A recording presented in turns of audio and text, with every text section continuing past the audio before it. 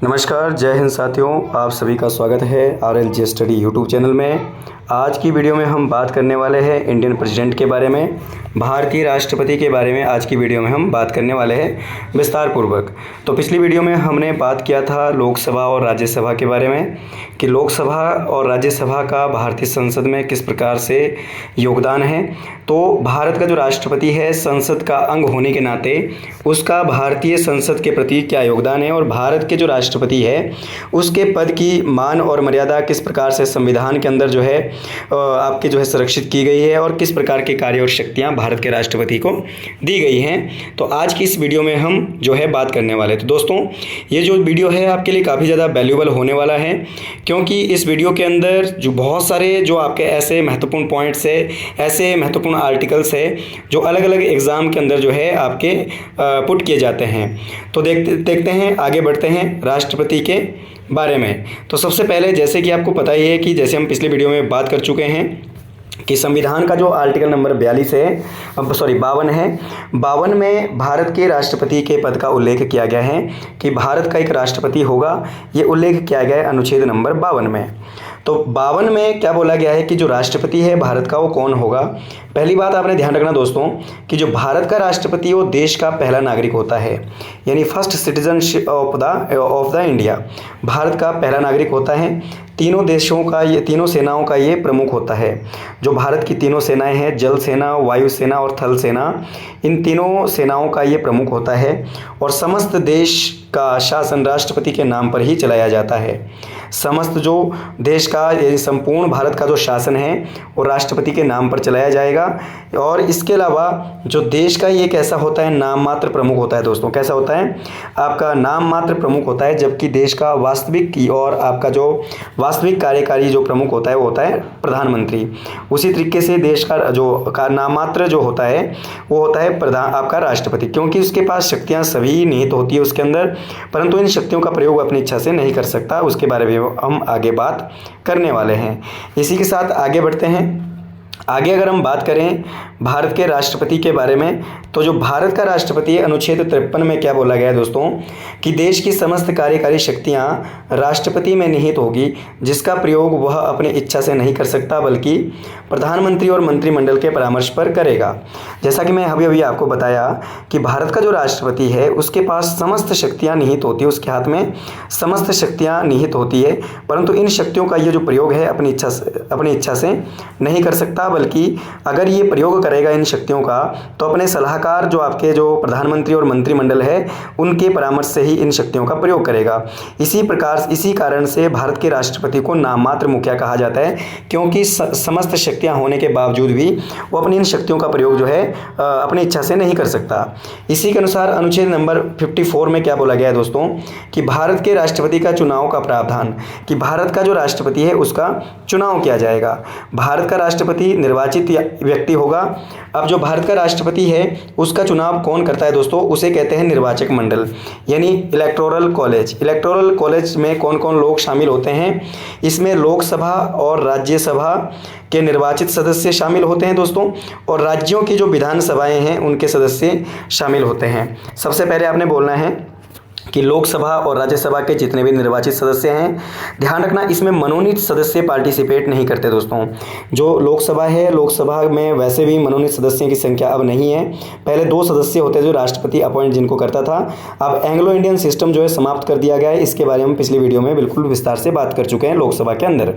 राज्यसभा के जो मनोनीत सदस्य 12 सदस्य जिनको राष्ट्रपति राज्यसभा में मनोनीत करता है, तो इस चुनाव में वो भाग नहीं लेंगे। Only elected member of the parliament plus आपका total member of the state legislative assembly, ये जो है मिलकर क्या बनाते हैं दोस्तों, निर्वाचक मंडल बनाते हैं। किसका, राष्ट्रपति का निर्वाचक मंडल बनाते हैं। और अनुच्छेद 54 के द्वारा यही जो है भारत के राष्ट्रपति का चुनाव करते हैं। अनुच्छेद नंबर अगर हम बात करें 54 के बारे में, तो 54 हमने देख लिया है कि राष्ट्रपति का जो निर्वाचक मंडल है उसका जो प्रावधान है उसमें कौन कौन लोग भाग लेते हैं, तो इसमें हमने बात कर ली है। निर्वाचक मंडल में लोकसभा और राज्यसभा के सदस्य और आपके जो है राज्यों की विधानसभाओं के टोटल निर्वाचित सदस्य इसमें पार्टिसिपेट करते हैं। अनुच्छेद नंबर अगर हम बात करें 55 की, आर्टिकल नंबर 55 की अगर बात करें, तो राष्ट्रपति की जो चुनाव जो प्रक्रिया है तो राष्ट्रपति की चुनाव प्रक्रिया किस माध्यम से की जाएगी? तो इसमें राष्ट्रपति के चुनाव के लिए जो सिस्टम लगाया जाता है दोस्तों, उसे कहते हैं एकल संक्रमणीय मत प्रणाली या अनुपातिक प्रतिनिधित्व मत पद्धति। यानी आपका जो राष्ट्रपति के चुनाव के लिए जो प्रक्रिया लगाई जाती है दोस्तों, वो आपका एकल संक्रमणीय मत पद्धति या फिर अनुपातिक प्रतिनिधित्व मत प्रणाली के द्वारा अनुच्छेद नंबर 55 के अंतर्गत जो है इस विधि का प्रावधान भारतीय संविधान के अंदर किया गया है। आर्टिकल नंबर 56 की अगर बात करें तो आर्टिकल नंबर 56 में राष्ट्रपति के कार्यकाल के से संबंधित जो है वो आपकी चर्चा की गई है कि भारत का जो राष्ट्रपति है उसका मुख्यतः कार्यकाल कितना होता है दोस्तों, 5 साल होता है। परंतु राष्ट्रपति को उसके कार्यकाल से पहले भी पद से हटाया जा सकता है आर्टिकल नंबर 61 यानी महाभियोग प्रक्रिया यानी इम्पीचमेंट सिस्टम के द्वारा। तो पिछली वीडियो में मैं इसके बारे में बिल्कुल डिटेल से बता चुका हूं कि महाभियोग जो प्रस्ताव है संसद के किसी भी सदन में लाया जा सकता है और आपका जो है संसद के दोनों सदनों में 2/3 बहुमत से पारित होने के पश्चात राष्ट्रपति को 14 दिन पहले सूचित करके राष्ट्रपति को अपने पद से उसके पद से हटाया जा सकता है महाभियोग प्रक्रिया के द्वारा।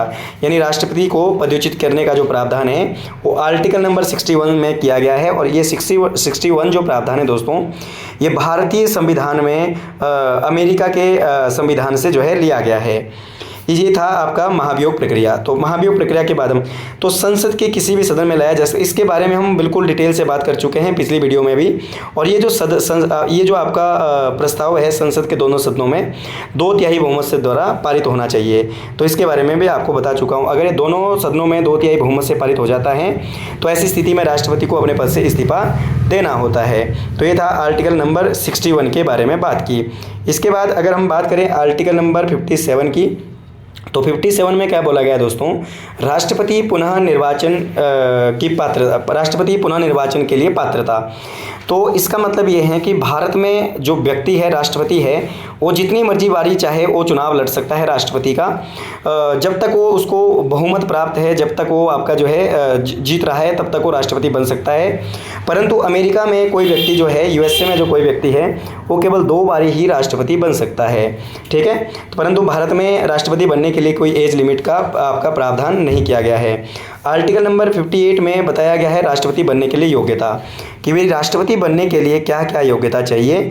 तो उसके लिए जो उल्लेख किया गया है आर्टिकल नंबर 58 में किया गया है दोस्तों, राष्ट्रपति बनने के लिए सबसे पहली योग्यता है कि वो भारत का नागरिक होना चाहिए। दूसरी बात है कि उसकी आयु कम से कम 35 वर्ष आयु होनी चाहिए या 35 वर्ष जो आयु है वो पूरी कर चुका हो। पागल और दिवालिया वो नहीं होना चाहिए, यानी बैंक करप्ट नहीं होना चाहिए, मानसिक स्थिति सही होनी चाहिए। और चुनाव लड़ने से पहले उसे संसद में 50 अनुमोदन और 50 प्रस्तावक की स्वीकृति होनी चाहिए। इस वेरी इंपॉर्टेंट पॉइंट फ्रेंड्स, कि आपका जो चुनाव लड़ने से पहले उसे 50 जो आपके अनुमोदक है और 50 प्रस्तावक, यानी 50 ऐसे आपके जो है सदस्य चाहिए जो लिखित रूप में उसका समर्थन करते हैं और 50 ऐसे समर्थक चाहिए जो उसका मौखिक रूप से समर्थन करते हैं। परंतु मौखिक और लिखित रूप में आपके जो अलग अलग जो समर्थक उसके पास होने चाहिए, यानी टोटल जो समर्थक होने चाहिए वो होने चाहिए 100, 50 अनुमोदक और 50 प्रस्तावक। और चुनाव लड़ने से पहले उसके लिए कंडीशन और रखी गई है कि चुनाव लड़ने से पहले 15,000 रुपये की राशि उसे पंजीकरण रूप में संचित निधि में जमा करवानी होगी। अगर वो ये सारी चीज़ें करता है तो ऐसी स्थिति में वो राष्ट्रपति का चुनाव लड़ने योग्य है। इसी के साथ अनुच्छेद नंबर 59 की अगर दोस्तों बात करें तो आर्टिकल नंबर 59 में राष्ट्रपति पद के लिए कुछ शर्तें निर्धारित की गई हैं, जिसमें क्या बताया गया है कि जो राष्ट्रपति बनने वाला जो व्यक्ति है वो आपका संसद और विधानमंडल का सदस्य नहीं होना चाहिए। ऐसा ना हो कि वो किसी संसद का सदस्य है या फिर विधानमंडल का सदस्य है, तो अगर वो इनके किसी पद पर है तो ऐसी स्थिति में उसे इस्तीफा या फिर आपका जो है त्यागपत्र देना पड़ेगा। दूसरी बात है कि इसी आर्टिकल में राष्ट्रपति के वेतन और भत्तों की भी बात की गई है। राष्ट्रपति का वेतन और भत्तों के उल्लेख की अगर बात करें तो 5 लाख रुपये प्रति माह राष्ट्रपति को वेतन के रूप में मिलता है। और इसके अलावा उसे आपके जो कुछ आपके जो फैसिलिटीज़ यानी भत्ते दिए जाते हैं, जैसे आवागमन की सुविधा या निःशुल्क निवास स्थान, आने जाने की जो है पूर्ण रूप से जो है फ्री में क्या है सरकार के खर्चे पर वो आ जा सकता है किसी भी माध्यम से। तो ये था आर्टिकल नंबर 59। आर्टिकल नंबर 59 के बाद अगर 60 की बात करें दोस्तों, आर्टिकल नंबर 60 में राष्ट्रपति के पद एवं गोपनीयता की शपथ की बात की, यानी ऑथ, यानी जो राष्ट्रपति को जो ऑथ दिलाई जाएगी, chief justice of supreme court, यानी आपका जो सर्वोच्च न्यायालय का जो मुख्य न्यायाधीश होता है उसके द्वारा राष्ट्रपति को शपथ दिलाई जाएगी राष्ट्रपति के पद के लिए। और इसी के चलते अगर बाई चांस सुप्रीम कोर्ट का जज अपने पद पर नहीं है तो ऐसी स्थिति में सुप्रीम कोर्ट का जो वरिष्ठतम न्यायाधीश होता है तो वो जज जो है राष्ट्रपति को शपथ दिलाता है। तो ये भी आपने बात ध्यान रख लेना है। और दूसरी बात नोट पॉइंट में आपने यहाँ ध्यान रख लेना है कि राष्ट्रपति जो अपना रिजाइन करता है वो आपका उपराष्ट्रपति को करता है, और उपराष्ट्रपति किसको करता है? राष्ट्रपति को करता है दोस्तों। जैसे कि हाल ही में आपको जो है चर्चा में जो श्री जगदीप धनखड़ भारत के उपराष्ट्रपति अभी आपका जो है उन्होंने हाल ही में इस्तीफा दे दिया है, और उनका जो इस्तीफा है भारत के राष्ट्रपति श्रीमती द्रौपदी मुर्मू के द्वारा जो है उनके इस्तीफे को अभी हाल ही में स्वीकार किया गया है। तो आपने ध्यान रखना है कि जो भारत का उपराष्ट्रपति है वो राष्ट्रपति को अपना त्यागपत्र देता है, और जो आपका राष्ट्रपति है वो उपराष्ट्रपति को त्यागपत्र देता है। जबकि राष्ट्रपति की नियुक्ति है या फिर राष्ट्रपति को जो पद एवं गोपनीयता की शपथ दिलाता है दोस्तों, वो सर्वोच्च न्यायालय का न्यायाधीश, सर्वोच्च न्यायालय का मुख्य न्यायाधीश उसको शपथ दिलाता है। ये था राष्ट्रपति के संदर्भ में कुछ महत्वपूर्ण आर्टिकल्स। और अभी हम बात करने वाले हैं दोस्तों राष्ट्रपति की शक्तियाँ, कार्य और शक्तियाँ। परंतु कार्य और शक्तियों को पढ़ने से पहले अगर आपने चैनल को लाइक नहीं किया है, सब्सक्राइब नहीं किया है तो लाइक कर लीजिएगा, चैनल को सब्सक्राइब कर लीजिएगा और शेयर जरूर कर लीजिएगा। और कमेंट बॉक्स में आप मुझे जो है अपने डाउट्स भी यहाँ पर बताइएगा कि कहाँ पर आपको जो है कहाँ पर दिक्कत आ रही है, तो हम जो है आपके इस डाउट सेक्शन में जो है आपके जो है इन तमाम डाउट को क्या है क्लियर करने की कोशिश भी करेंगे। आपको वीडियो कैसा लगा है कमेंट बॉक्स में जरूर बताइएगा। इसी के साथ आगे अगर हम बात करें राष्ट्रपति की शक्तियों के बारे में, तो राष्ट्रपति है आपका जो है संसद का भाग है। मैंने आपको बताया था जब हमने संसद के बारे में चर्चा की थी, संसद के बारे में पढ़ा था, पार्लियामेंट के बारे में बात कर रहे थे, तो मैंने आपको बताया था कि संसद के 3 भाग होते हैं, लोकसभा, राज्यसभा और राष्ट्रपति। तो संसद का भाग होने के कारण इसकी स्वीकृति के बिना कोई भी बिल कानून नहीं बन सकता। ये बात आपने ध्यान रख लेनी। ये इसकी कानूनी शक्ति भी है कि इसकी स्वीकृति या इसकी सहमति के बिना कोई भी बिल कानून नहीं बन सकता जब तक राष्ट्रपति उसके ऊपर सिग्नेचर या साइन ना कर दे या उसके ऊपर स्वीकृति ना दे। अदरवाइज राष्ट्रपति के पास जो है आपका जो है 3 टाइप की वीटो पावर भी होती है। 3 टाइप की जो है वीटो शक्तियाँ इसके पास होती है। सबसे पहले होती है आपका जो है सस्पेंशन वीटो, दोस्तों इसको हिंदी में बोलते हैं स्थानांतरित वीटो। दूसरी होती है जेबी वीटो, इसको बोलते हैं पॉकेट वीटो। और तीसरी होती है अब्सोल्यूट वीटो यानी अत्यंतिक वीटो। सबसे पहले हम थोड़ा सस्पेंशन वीटो के बारे में जान लेते हैं कि सस्पेंशन वीटो क्या होती है। ये मान लीजिए कि राष्ट्रपति के पास जो है कोई बिल पारित होने के लिए जाता है दोस्तों, तो ज़रूरी नहीं कि राष्ट्रपति उसको पारित ही कर दें, चाहे तो उसको विचार करने के लिए वापस संसद में आपका जो है इस सस्पेंशन वीटो के तहत जो है भेज सकता है कि आप संसद दोबारा से इसके ऊपर विचार करिएगा। और संसद दोबारा से जब विचार करती है तो उसके बाद ही आपका जो राष्ट्रपति उसके ऊपर जो है अपनी स्वीकृति देता है। इसका मतलब है, साधारण मतलब है कि राष्ट्रपति के पास आपका जो स्वीकृति लेने के लिए जो गया बिल है या फिर बिल जो आपका स्वीकृति लेने के लिए गया है उसके ऊपर जब राष्ट्रपति अपनी सहमति ना देकर उसे दोबारा से पुनर्विचार करने के लिए संसद में भेज दें तो उसे सस्पेंशन वीटो कहते हैं। दूसरा होता है जेबी वीटो या पॉकेट वीटो।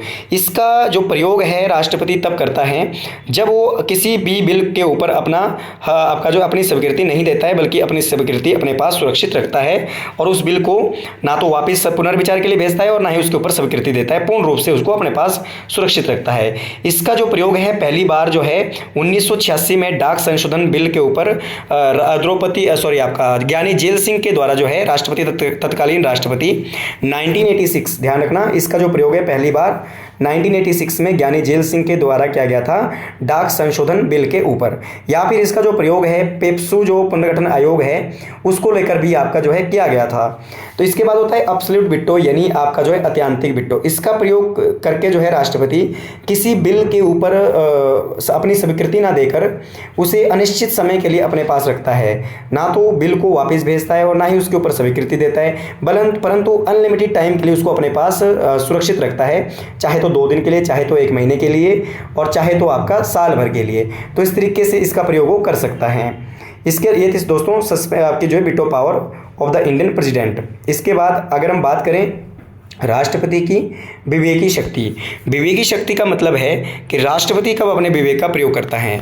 मान लीजिए इसमें लोकसभा के चुनाव में जब किसी भी दल को स्पष्ट बहुमत ना मिले तो राष्ट्रपति विवेक की शक्ति का प्रयोग करके सरकार बनाने के लिए का आमंत्रण करता है। देखिए दोस्तों, मान लीजिए कि किसी भी सरकार, किसी भी पार्टी को जो आम चुनाव होते हैं तो लोकसभा में किसी भी दल को जब 272 यानी आपका जो स्पष्ट बहुमत ना मिले, 200 स्पष्ट बहुमत का मतलब है 272 सीटें यदि किसी भी पार्टी को ना मिले, तो ऐसी स्थिति में वो किसी भी पार्टी को या फिर आपका जिस पार्टी को सबसे ज़्यादा सीटें मिली हुई है उस पार्टी को सरकार बनाने के लिए आमंत्रित करता है।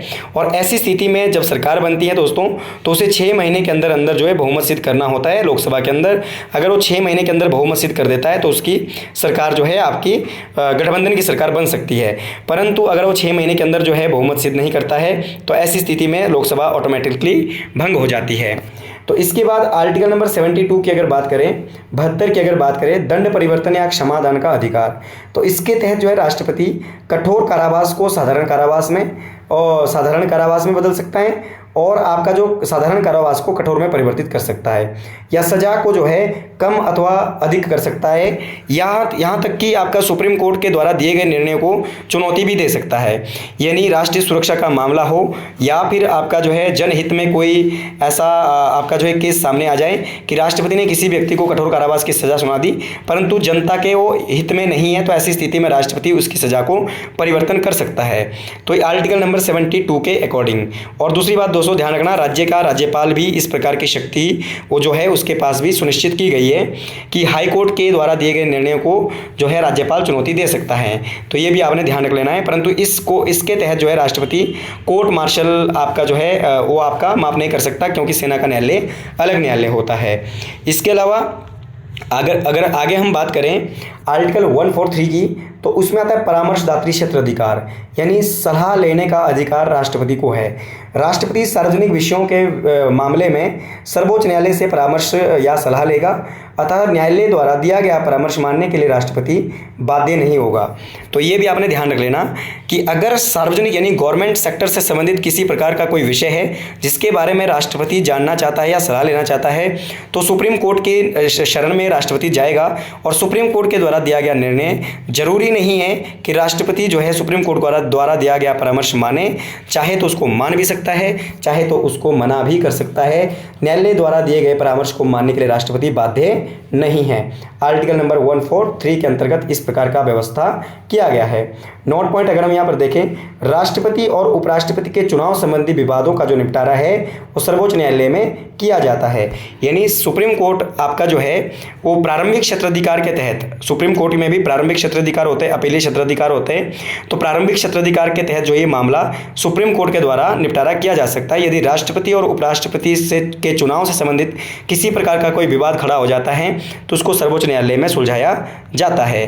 तो इसके अलावा अगर हम बात करें राष्ट्रपति के बारे में, तो राष्ट्रपति मैक्सिमम नियुक्तियां करता है दोस्तों, सर्वाधिक नियुक्तियां जो है राष्ट्रपति के द्वारा की जाती हैं। तो आपने ध्यान रखना कौन कौन सी नियुक्तियां भारत का राष्ट्रपति करता है। सबसे पहले वो प्रधानमंत्री की नियुक्ति करता है और प्रधानमंत्री के परामर्श पर फिर आगे जो है यूनियन मिनिस्टर्स की जो है आपका या फिर मंत्री परिषद या केंद्रीय मंत्री की नियुक्ति करता है कौन, राष्ट्रपति। राज्यों के जितने भी राज्यपाल है उनकी जो नियुक्ति है वो भी कौन करता है, आपका राष्ट्रपति करता है। चीफ जस्टिस ऑफ इंडिया यानी मुख्य न्यायाधीश और अन्य न्यायाधीशों की नियुक्ति भी कौन करता है, भारत का राष्ट्रपति करता है। आर्टिकल नंबर 148 के तहत नियंत्रक एवं महालेखा परीक्षक यानी कैग, कंट्रोलर ऑडिटर जनरल, इसकी भी नियुक्ति कौन करता है, राष्ट्रपति करता है फ्रेंड्स। और आपका आर्टिकल नंबर 76 के अकॉर्डिंग अटॉर्नी जनरल जो होता है यानी भारत का महान्यायवादी, सबसे बड़ा कानून अधिकारी ये होता है दोस्तों। तो ये जो है आपका इसकी नियुक्ति भी कौन करता है, भारत का राष्ट्रपति करता है। इसके अलावा नियुक्तियों के संदर्भ में अगर हम बात करें तो नियुक्तियों के संदर्भ में भारत का राष्ट्रपति इन सभी नियुक्तियों के अलावा chief of the election commission, चुनाव आयोग के प्रमुख अध्यक्ष और उसके सदस्य, आर्टिकल नंबर 324 में चुनाव आयोग का उल्लेख किया गया है, तो इसकी जो नियुक्ति है वो भी कौन करता है, राष्ट्रपति करता है। लोक सेवा आयोग और उसके अध्यक्ष और उसके सदस्य यानी यूपीएससी जो है आपका union public service commission, article number 316 के द्वारा राष्ट्रपति इसके अध्यक्ष और इसके सदस्यों की नियुक्ति करता है। न्यायिक पुनराविलोकन आपका जो अधिकार है उसके बारे में भी यहाँ पर जो है न्यायिक पुनराविलोकन को प्राधिकरण या फिर वित्त आयोग के अध्यक्ष की नियुक्ति करता है। ठीक है। तो ये सभी की सभी जो शक्तियां हैं नियुक्तियां करने की वो राष्ट्रपति के पास है। वित्त आयोग का जो आपका अध्यक्ष है वर्तमान में कौन है और कौन से नंबर का वित्त आयोग है अभी चल रहा है भारत में, तो ये आपने मुझे कमेंट बॉक्स में बताना है कि भारत में कौन से नंबर का वित्त आयोग चल रहा है और वर्तमान में वित्त आयोग के अध्यक्ष कौन कौन है अभी, और पहले जो वित्त आयोग है उसके अध्यक्ष कौन थे। तो ये वित्त आयोग का जो अध्यक्ष है उसकी नियुक्ति भी कौन करता है, भारत का राष्ट्रपति करता है। इसके अलावा भारतीय राष्ट्रीय या फिर राष्ट्रीय जो मानव अधिकार आयोग है, आपका नेशनल ह्यूमन राइट जो आपका कमीशन है, उसकी भी आपकी जो उसके अध्यक्ष की नियुक्ति भी कौन करता है, भारत का राष्ट्रपति करता है। या फिर जो विदेशों के जो राष्ट्रीय जो आपके दूत होते हैं या फिर जो आपके जितने भी आपके विदेशी राजदूत होते हैं उनकी नियुक्ति भी कौन करता है, भारत का राष्ट्रपति करता है। तो ये सभी शक्तियाँ भारत के राष्ट्रपति को दी गई है फ्रेंड्स। इसके अलावा अगर हम बात करें राष्ट्रपति की आपातकालीन शक्तियों की, emergency power of the Indian president, emergency power of the Indian president, तो राष्ट्रपति के पास 3 प्रकार की आपातकालीन शक्तियां हैं, जिनमें से पहली है 352। 352 कब घोषित किया जाता है दोस्तों, तो इसके 3 आधार है। सबसे पहला यदि युद्ध की संभावना हो, यदि युद्ध की संभावना हो। दूसरा दोस्तों बाहरी आक्रमण, बाहरी आक्रमण का मतलब है यदि युद्ध चल रहा है, यदि युद्ध चल रहा है या फिर सशस्त्र विद्रोह शुरू हो गया है, या फिर सशस्त्र जो विद्रोह है वो आपका शुरू हो जाता है देश के अंदर ही, यानी सिविल वॉर आप कह सकते हैं। यदि देश में आपका जो सशस्त्र या फिर देश की जनता के देश की सीमा के अंदर ही आपका जो है विद्रोह हो जाता है। पहले इस ये जो आधार है दोस्तों, इसकी जगह पहले एक शब्द आता था आंतरिक गड़बड़ी। तो यह आंतरिक गड़बड़ी की जो स्थिति है जब पैदा होती थी तो आपातकाल लगता था, परंतु 44वें संशोधन के तहत इस शब्द को यहाँ से हटाया गया और उसकी जगह जो है नया शब्द जोड़ा गया सशस्त्र विद्रोह। ये कब जोड़ा गया, 44वां संशोधन सन 1978 में इसको जो है मर्ज किया गया, आपका जो है इसका आधार बनाया गया। तो जब राष्ट्रीय आपातकाल लगता है दोस्तों तो इससे केंद्र और राज्य दोनों प्रभावित रहते हैं। ठीक है, तो इससे क्या है, केंद्र राज्य सरकार को राज्यों पर नियंत्रण करने का अधिकार मिल जाता है, यानी जो राज्य की शक्तियां हैं वो केंद्र को मिल जाती है, और मौलिक अधिकार और आपका जो है आर्टिकल नंबर 19 पर प्रतिबंध लग सकता है। तो ध्यान रखना जितने भी आपके मौलिक अधिकार है आर्टिकल नंबर आपका जो है 20 और 21 को छोड़कर, आर्टिकल नंबर 20 और 21 को छोड़कर आपके समस्त जो मौलिक अधिकार है वो आपके समाप्त हो सकते हैं जब आपका देश में राष्ट्रीय आपातकाल लगता है, यानी आपका जो है 352 का प्रयोग होता है। ऐसी स्थिति में संसद राज्य सूची पर कानून बनाने का अधिकार उसको मिल जाता है। राज्य सूची के जितने भी विषय हैं उसके ऊपर जो है अब वो केंद्र सरकार ही आपकी कानून बनाना शुरू कर देती है जब देश के अंदर इमरजेंसी लग जाती है। तो आज तक भारत में 3 बार जो है इमरजेंसी लगी है, राष्ट्रीय आपातकाल लागू हो चुका है। 1962 भारत चीन युद्ध, 1971 भारत आपका जो है पाकिस्तान युद्ध बांग्लादेश से संबंधित जो हुआ था, और 1975 में आंतरिक स्थिति का प्रयोग करते हुए श्रीमती इंदिरा गांधी ने ये आपातकाल जो है लागू किया था। इसी कारण से ये आंतरिक जो गड़बड़ी है, आंतरिक स्थिति जो है, आंतरिक गड़बड़ शब्द को यहाँ से हटा करके सशस्त्र विद्रोह शब्द यहाँ पर जोड़ा गया है। इसी कारण से अगर हम बात करें दूसरी शक्ति यानी आर्टिकल नंबर 356 की अगर बात करें तो दोस्तों 356 जो है ये पूरे देश में नहीं रहता, ये पूरे देश पर नहीं लगता, ये किसी एक या 2 राज्य पर लगता है। जैसे कि यहाँ पर बताया गया है कि यदि किसी राज्य में संवैधानिक तंत्र विफल हो जाता है तो राष्ट्रपति शासन लगाया जाता है, राज्य की कार्यपालिका और विधानमंडल निलंबित या भंग हो जाती है और केंद्र सरकार सीधे राज्य के प्रशासन में चले जाते हैं। यह आपातकाल सबसे अधिक बार लागू हुआ पंजाब में। सबसे अधिक बार कहाँ लगाया गया दोस्तों, पंजाब में, लगभग 8 बार। कितने बार, 8 बार। और सबसे पहली बार जो है जम्मू कश्मीर में इसको लगाया गया था, और अपने हिमाचल प्रदेश में 2 बार जो है लागू किया गया था। पहली बार 1970 में लगाया गया था और फिर 1992 में इसको लगाया गया था। यानी आपका जो ये आर्टिकल है कब लागू होता है, जब राज्य की कार्यपालिका संविधान के अनुसार जो है प्रशासन ना चलाएं, यानी जब भारत की जो आपके जो किसी राज्य की जो शासन व्यवस्था है संविधान के अनुरूप ना चले, संविधान के आपका जो है अनुसार ना चले, ऐसी स्थिति में राज्य का जो राज्यपाल है वो राष्ट्रपति को रिपोर्ट करता है इमरजेंसी लगाने की, और ऐसी स्थिति में भारत का राष्ट्रपति उस राज्य को सील कर देता है, पूर्ण रूप से प्रतिबंधित कर देता है, और वहाँ की जो सरकार और विधानमंडल और कार्यपालिका है वो पूर्ण रूप से स्थगित हो जाती है। और ऐसी स्थिति में वहाँ का जो प्रशासन है वो कंप्लीटली आपका जो है कंट्रोलर सिस्टम राज्यपाल के हाथ में आ जाता है। तो ये था आपका आर्टिकल नंबर 356 यानी आपका राज्य में राष्ट्रपति शासन यानी president rule in the state. Next जो है आपका वित्तीय आपातकाल की अगर बात करें तो फाइनेंशियल जो इमरजेंसी है आर्टिकल नंबर 360 से में इसका जो है प्रावधान किया गया है। ये आपकी यदि भारत में ये कब लगती है दोस्तों, यदि भारत में आर्थिक या वित्तीय स्थिरता को खतरा हो, सरकार वेतन और भत्तों ऐसी स्थिति में सरकार वेतन और भत्तों को कटौती कर सकती है, परंतु अब तक ये भारत में कभी भी लागू नहीं हुआ है। इसका मतलब है दोस्तों, जब देश में मुद्रास्फीति या आपका वित्तीय संकट पैदा हो जाता है या देश में कोई ऐसी समस्या आन पड़ती है जिससे कि देश की अर्थव्यवस्था पूर्ण रूप से डगमगा जाती है, तो इस प्रकार की समस्या को से निपटने के लिए भारत का जो राष्ट्रपति है आर्टिकल 360 का प्रयोग करता है। और ऐसी स्थिति में आपका जो इस समस्या से निपटने के लिए सरकार जो है विभिन्न जो आपके सरकारी अधिकारी है उनके वेतन में कटौती कर सकता है या फिर उसको पूर्ण रूप से समाप्त भी कर सकता है, या जो आपके जितने भी अधिकारी उनके भत्तों को समाप्त कर सकता है, फैसिलिटीज़ को समाप्त कर सकता है, ताकि उस समस्या से निपटा जा सके। परंतु आज तक ऐसी स्थिति भारत में पैदा नहीं हुई कि भारत में आर्टिकल 360 का प्रयोग किया जाए। तो ये था दोस्तों भारत के राष्ट्रपति के संदर्भ में। आई होप आपको वीडियो पसंद आया होगा।